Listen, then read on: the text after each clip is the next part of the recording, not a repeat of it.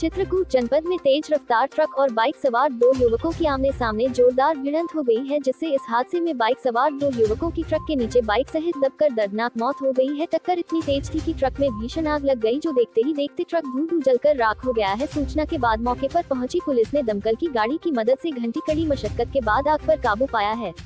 मामला रेपुरा थाना क्षेत्र के बगरेही गांव का है, जहां तेज रफ्तार ट्रक की सामने से आ रही बाइक सवार दो युवकों की आमने सामने जोरदार भिड़ंत हो गई, जिससे बाइक सवार बाइक सहित ट्रक के नीचे घुस गए, जिससे इस हादसे में दोनों युवकों की मौत हो गई। टक्कर इतनी तेज थी कि ट्रक में आग लग गई, जिससे ट्रक धू-धू कर जलने लगा, जिससे यातायात बाधित हो गया और दोनों तरफ लंबा जाम लग गया। वहीं सूचना के बाद मौके पर पहुंची पुलिस ने दमकल गाड़ी की मदद से आग पर घंटों बाद कड़ी मशक्कत के बाद आग पर काबू पाया है और यातायात को संचालित कराया है। पुलिस ने दोनों युवकों को कब्जे में लेकर मर्चरी हाउस भेज दिया है, लेकिन दोनों युवकों की शिनाख्त नहीं हो सकी है।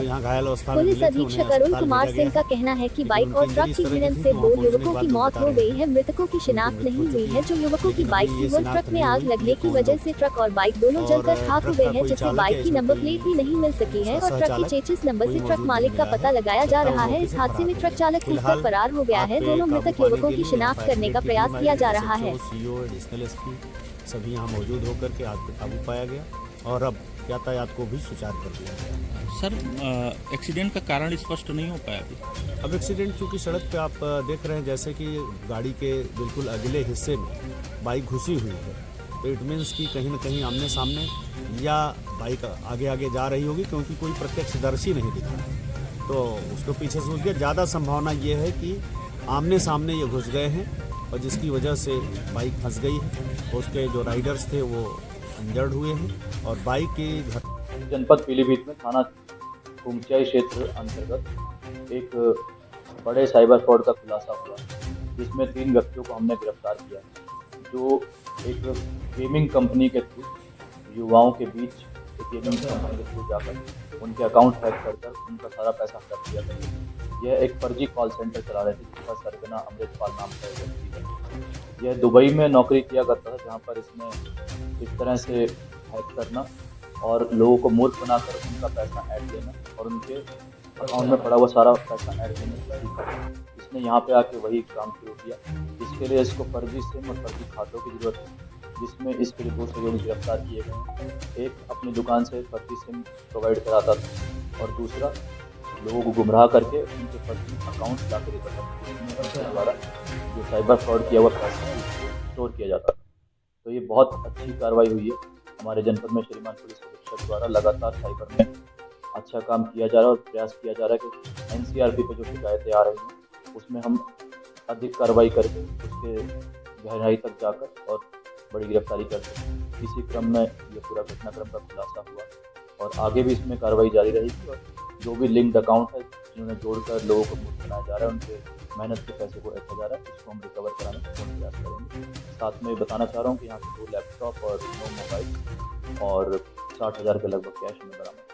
अकाउंट में पैसा आ रहा था, 2 लोग पैसा उसी के लिए ये लोग फर्जी अकाउंट बनाते हैं कि कुछ लोगों को तैयार करते हैं, जो लोग अपना बैंक अकाउंट इनको देते हैं और उसके एवज में 5 से 10% रुपया वो लोग लेते हैं। तो इसमें गांव के भोले वाले या कुछ लोगों को मूर्ख बनाया जाता है, उनको बताया जाता है कि ये वैध पैसा है, जबकि वो अवैध पैसा होता है, उनके अकाउंट में डाल दिया जाता है। और साथ में यही बताना चाहूँगा आप लोग कि ये जो गलत काम कर रहे हैं, साइबर अपराध कर रहे हैं, इसको लेकर कई राज्यों की पुलिस इनके पीछे थी और इनके खिलाफ कई राज्यों से होड़ लगा, जिसमें तमिलनाडु, कर्नाटक, मध्य प्रदेश।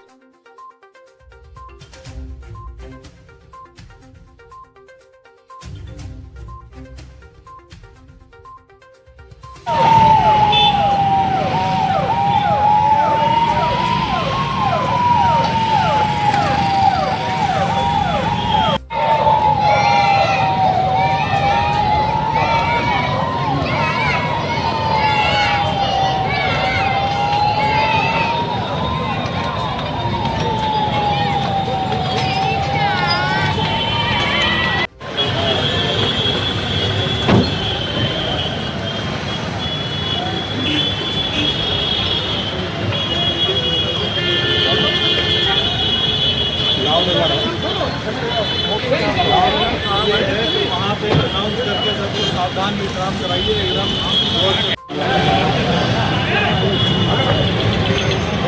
इधर आओ।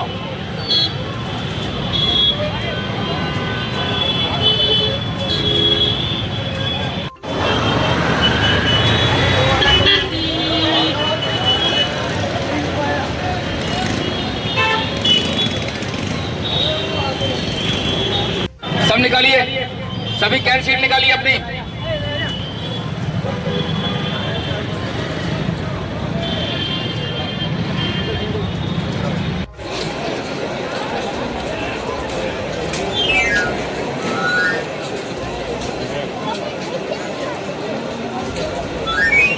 बड़ा और लोकतंत्र की मजबूती और संविधान के द्वारा जो देशवासियों को ताकत मिली है वोट देने की, उसको सही साबित करने का बहुत बड़ा लोकतांत्रिक महायज्ञ है। तो हम लोग सभी कार्यकर्ता इस काम में लगे हुए हैं कि SIR की प्रक्रिया बहुत ही सफलतापूर्वक संपन्न हो। जानकारी के अनुसार ये पता है कि कौशाम्बी में अच्छा रिजल्ट है और प्रदेश के जो टॉप 5 जिले हैं उसमें कौशाम्बी का स्थान। विपक्ष बौखलाया हुआ है, उनको SIR से अपना राजनीतिक भविष्य खतरे में लग रहा है, लेकिन यह सच्चाई है कि अब ना तो कोई बूथ को लूट करके प्रदेश को लूटने का या देश को लूटने का रास्ता बना पाएगा, और ना फर्जी मतदाताओं का नाम मतदाता सूची में रखने में सफल होगा, ना ही घुसपैठिए कोई मतदाता सूची के अंदर रह जाएंगे, और न डुप्लीकेट मतदाता रह जाएंगे। एक बड़ा काम चुनाव आयोग के द्वारा किया गया और भारतीय जनता पार्टी स्वागत करते हुए इस काम में पूरे दमखम के साथ लगी हुई है। देश की सर्वोच्च अदालत ने भी SIR का जो अभियान चल रहा है उस पर मुहर लगाई है। समाजवादी पार्टी के मुखिया श्री अखिलेश यादव लगातार दुष्प्रचार करते हैं कि अगर मतदाता सूची के शुद्धिकरण के अभियान के आधार पर भाजपा आरक्षण खत्म करेगी तो इस प्रकार के दुष्प्रचार की सजा इनको सबको लगातार मिल रही है। लोकसभा चुनाव 2024 में इन लोगों ने एक दुष्प्रचार किया था कि भाजपा 400 लोकसभा सीटें जीतेगी, संविधान खत्म करेगी, आरक्षण खत्म करेगी। हम आरक्षण के भी समर्थक हैं, पक्षधर हैं और संविधान के पुजारी हैं, लेकिन इन्होंने दुष्प्रचार करके कुछ सीटें जरूर जीत ली, लेकिन इनकी पोल खुल गई और 2024 लोकसभा चुनाव के बाद भारतीय जनता पार्टी जीत का चौका लगा चुकी है। हरियाणा, महाराष्ट्र, दिल्ली और बिहार जीत चुके हैं और आगे पश्चिम बंगाल और बाकी राज्यों में भी हमें पूरा विश्वास है कि विजय यात्रा हम लोगों की जारी रहेगी। कह रहे हैं कि BLO की मौत हो नहीं लगता जा रहा है इसी मामले में। ये भी दुष्प्रचार करने में तो BLO से जितने भी BLO हैं, कई मैं स्वयं BLO लोगों से बात किया हूँ और उन्होंने कहा कि नहीं, हमें कोई तनाव नहीं है, हम बहुत अच्छे तरीके से काम कर रहे हैं। जो थोड़ी बहुत समस्या थी वह जो 4 दिसंबर से बढ़ा करके 11 दिसंबर तक कर दिया गया है, इससे बहुत स्मूथली सारे काम संपन्न हो रहे हैं। और मैंने कहा ना, ये विपक्ष दुष्प्रचार के सहारे है। एक तरफ यह SIR का विरोध भी कर रहे हैं, दूसरी तरफ SIR में हिस्सा भी ले रहे हैं। चाहे वह अखिलेश यादव हों, चाहे राहुल गांधी हों, चाहे ममता बनर्जी हों, चाहे DMK के स्टालिन जो वहाँ पर तमिलनाडु के मुख्यमंत्री हैं हों, या जो भी इंडी गठबंधन का हिस्सा हैं, यह सब SIR का विरोध तो करते हैं लेकिन उसका हिस्सा बन रहे हैं। यह एक पवित्र यज्ञ है, हर 20 वर्ष में ये एक बार होता रहा है और उसी के क्रम में इस बार भी हो रहा है। लेकिन इस समय इनकी परेशानी का कारण यह है कि इनके जो फर्जी वोटर थे, भाजपा का कार्यकर्ता भी बूथ स्तर पर सक्रिय है और फर्जीगिरी इनकी नहीं चलने देंगे। ये सब विषय अभी तो SIR अखिलेश यादव ने समय दिया गया है, 1 महीने का समय दिया, अभी 1 हफ्ते बढ़ा है, इससे भी लेकर के लोगों को दिक्कतें आ रही हैं। नहीं, कोई दिक्कत नहीं। आप किसी भी BLO से, आप 10 BLO से आप बात करिए तो आपको ध्यान में आएगा कि BLO संतुष्ट हैं और जो 1 सप्ताह का समय मिल गया है, बहुत से मैं जानता हूँ बूथों के अंदर लगभग 95-98% काम पूरा हो चुका है। तो इससे ये ध्यान में आता है कि BLO बड़े उत्साह के साथ काम कर रहे हैं। उनको भी लग रहा है कि एक बार ये काम हो जाएगा तो मतदाता सूची शुद्ध हो जाएगी, तो उनकी भी एक जो जिम्मेदारी चुनाव आयोग के द्वारा उनको मिली है उसको वो पूरा करने का जो कार्य है कर पाएंगे, तो सम्मान भी किया जाएगा।